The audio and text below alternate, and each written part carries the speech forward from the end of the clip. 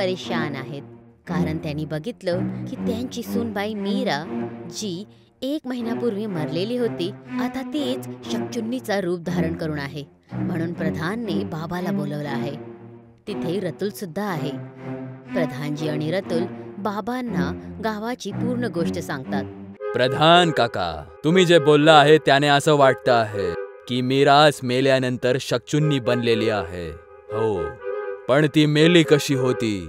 कारण जेव्हा कोणती बाई आपल्या लग्नाच्या जीवनात दुर्व्यवहार किंवा अपेक्षा झेलत असेल, आयुष्यात विश्वासघात आणि यातनांनी त्रासून मरून जाते, तेव्हा ती शकचुन्नी बनून जाते. पण आम्ही तिची कधीच उपेक्षा नाही केली, तिच्यासोबत विश्वासघात नाही केलं. ती वेडी बाई होती, स्वतःच विहिरीत उडी मारून मेली. बाबा, त्या शकचुन्नीची काही कहाणी असेल, पण माझ्या बायकोला वाचवा. शकचुन्नी लग्न झालेल्या बायांवर कब्जा करून त्यांच्यातर्फे ते जीवन जगायचा प्रयत्न करते जी तिला कधी नाही मिळाली. ती एवढ्या आरामात तुझ्या बायकोच्या शरीरातून दूर नाही होऊ शकत. जर ती माझ्या बायकोपासून दूर नाही झाली तर मी माझ्या बायकोपासून दूर होऊन जाईल. असं नको करूस, नाहीतर शकचुन्नी तुला पण मारून टाकेल.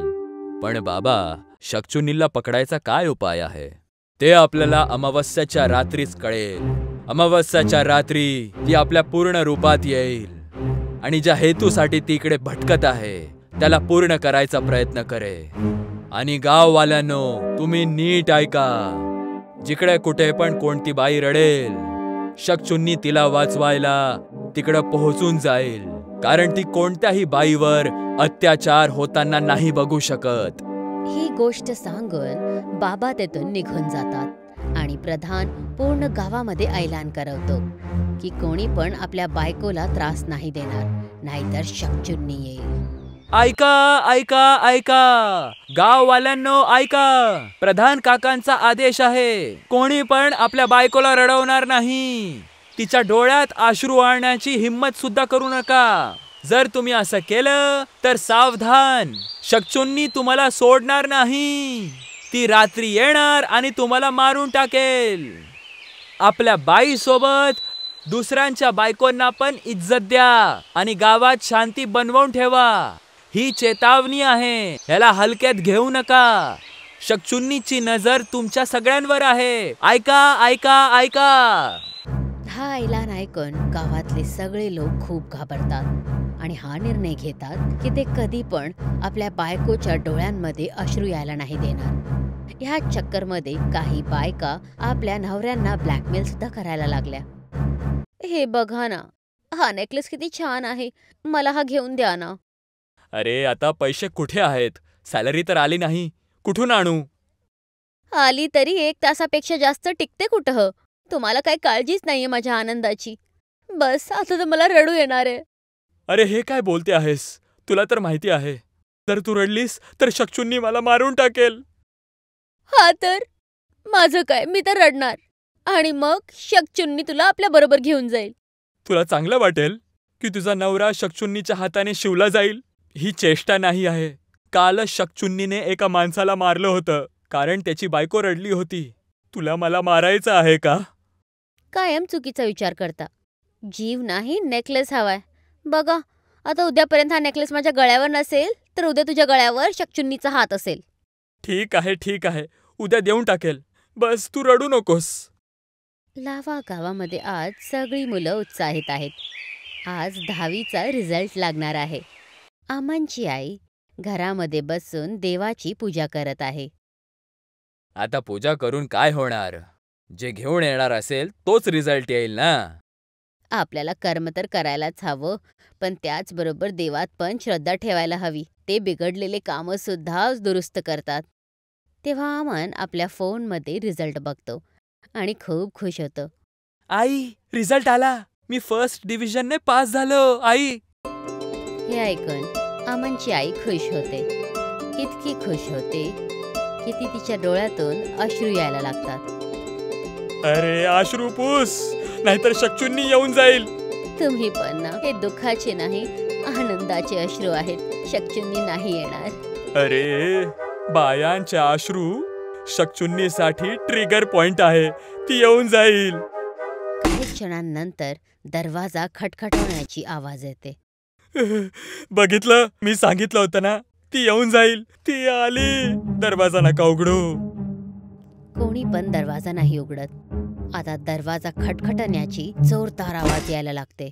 काही क्षणांनंतर शक्चुन्नी दरवाजा तोडते आणि घराच्या आत येते. तुम्ही इकडे का आले आहेत? शक्चुन्नी ताई, हे तर माझे आनंदाचे अश्रू होते. हे बघून शक्चुन्नी एक विचित्र हसी हसते आणि अमनच्या बाबाचा गळा पकडून त्याला वर उचलते. अमनचे बाबा क्षणभरातच दम तोडतात. शक्चुन्नी त्या बॉडीमधून रक्त पिऊन जाते आणि ते धूम गायब होते. लावा गावाचे काही युवक चौकात उभे राहून होणाऱ्या परिस्थितीबद्दल बोलत होते. दादा, काल तर शक्चुन्नीने अमनच्या वडिलांना यासाठी मारलं कारण अमनच्या आईच्या डोळ्यात खुशीचे अश्रू आले होते. या शक्चुन्नीच्या चक्करमध्ये माझ्या बहिणीचं लग्न नाही होत आहे. ती जाताना रडेल, ज्याच्यामुळे शक्चुन्नी आपल्या सगळ्यांना मारून टाकेल. मी तर म्हणतो आपल्या गावात सगळ्या बायांना काळा चष्मा घातला पाहिजे. त्याच्याने काय होणार? शक्चुन्नीला माहितीच नाही होणार की कोण रडतंय आणि कोण नाही. याची जरूरतच नाही पडणार. आजच अमावस्याची रात्र आहे. आज बाबा शक्चुन्नीला न्याय देणार आहेत. न्याय मिळाल्याच ती गाव सोडून निघून जाईल. रात्रीचा वेळ आहे. रतुलच्या घरामध्ये बाबा हवनाची तयारी करत आहे. इशिताला एका खोलीमध्ये बंद केलेलं आहे. बाबा शक्चुन्नीची एक वुडू डॉल बनवून आपल्या समोर ठेवतो आणि मंत्र वाचून हवन सुरू करतात. शक्ती शांते शक्चुन्नी नमः. जसंच बाबा अग्नीमध्ये आहुती टाकतात, इशिता पूर्ण प्रकाराने शक्चुन्नीच्या भेसात येते. लाल साडी, विस्कटलेले केस, काजळने भरलेले डोळे, दिसायला एकदम विचित्र. ती दरवाजा तोडते आणि बाहेर पडते आणि बाबावर हमला करण्यासाठी पुढे येते. तिकडेच थांब, नाहीतर काय, आज मला कोणच नाही थांबवू शकत. बाबा शक्चुन्नी वुडू डॉलवर एका छडीने प्रहार करतात. जसंच बाबा वुडू डॉलवर छडी मारतात, शक्चुन्नी खाली पडते आणि मग पुन्हा उठते आणि मग बाबाकडे यायला लागते. मी तुला न्याय द्यायला आलो आहे. सांग, तुझं नाव काय आहे? माझं नाव मीरा आहे. मीराचं नाव ऐकतानाच तिथे बसलेला प्रधान रामचंद्र शर्मा आणि त्यांचा मुलगा अर्जुन शर्मा खूप घाबरतात. माझ्या बरोबर अन्याय झाला होता. तुझ्यासोबत काय अन्याय झाला होता? कोणी तुझ्यासोबत अन्याय केला? अर्जुन शर्माने माझ्या बरोबर अन्याय केला आहे. मी काही अन्याय नाही केला. वेडी आहे ही बाई. खोटं. शक्चुन्नी अर्जुनला मारण्यासाठी जाते तेव्हा बाबा शक्चुन्नीच्या वुडू डॉलवर एक छडी पुन्हा मारतो, ज्याने ती तिथेच खाली पडते. पहिले सगळी गोष्ट सांग. तुझ्यासोबत काय झालं होतं ते? माझ्या बाबांनी माझ्या नावाने खूप प्रॉपर्टी विकत घेतल्या होत्या. अर्जुनची नजर माझ्या प्रॉपर्टीवर होती म्हणून त्याने मला प्रेमाच्या जाळात फसवलं. मी पण त्याच्यावर विश्वास केला आणि त्याच्याशी प्रेम करायला लागली आणि एक दिवस मी त्याच्याशी लग्न केलं. सगळ्यांना वाटलं की भाग्याने मला एक चांगला नवरा दिला आहे, पण खरं तर हे होतं की अर्जुन एक शातीर मुलगा होता. त्याचं प्रेम रीनावर होतं. तो कायम माझा अपमान करायचा. माझं हसणं, सजणं, कुणाशी बोलणं सुद्धा त्याच्यासाठी गुन्हा होता. हळूहळू मी गुमसून राहायला लागले. सगळं काही बर्दाश्त करत होते. चांगली बायको तर तीच असते ना, जी सहन करते. पूर्ण गावामध्ये अर्जुनने ही गोष्ट पसरवली की मी खोळी झालीये. मग एक दिवस गावामध्ये ही खबर पसरली की मीरा विहिरीत उडी मारून मरली. पण खरं तर हे आहे की अर्जुनने मला विहिरीत ढकललं होतं, ज्याने रीना आणि ह्यांच्या दोघांच्या मधून मी सदासाठी गायब होऊन जाऊ आणि माझी संपूर्ण प्रॉपर्टी त्याला मिळेल.